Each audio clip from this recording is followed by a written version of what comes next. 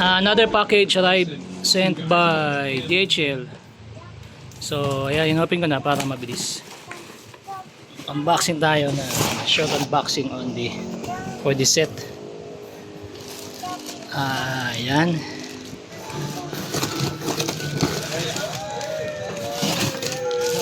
So this is for KTM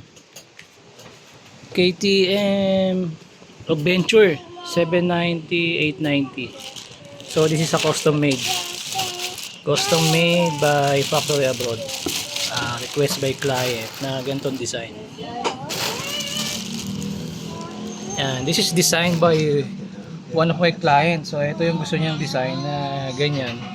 And then with this slip-on elbow na buo siya. So ayan. Again, it's a custom made designed by my client as requested by my client. So ito ang finished product ng factory abroad. So ayan, so and also the materials is made of real titanium and also handmade craft. And these are real carbon, of course. Also that one, especially this tip or cup, and so real carbon, and not just ordinary carbon, but it's a Toray carbon parts from Japan. So ayan, this is for KTM ADB 790, 890 Adventure na KTM. Slip-on set. So ayan, yung dulo niya punta dun sa elbow, o I mean sa catalytic, as a slip-on set. And ito naman syempre sa pocket holder niya. Ito yun, may kasama ano yan, screw sa loob hindi ko na-open. Screw.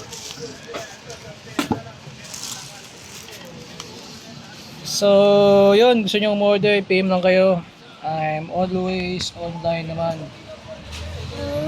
here on YouTube and either on my Facebook page.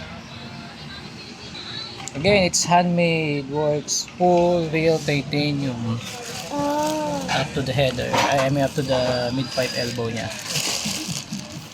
And this is one piece set. Yan o. So yan, ganyan kaganda pagka handmade titanium. Yan o.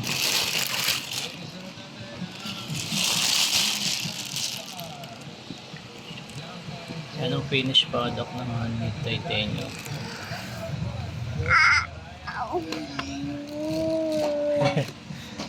Yeah.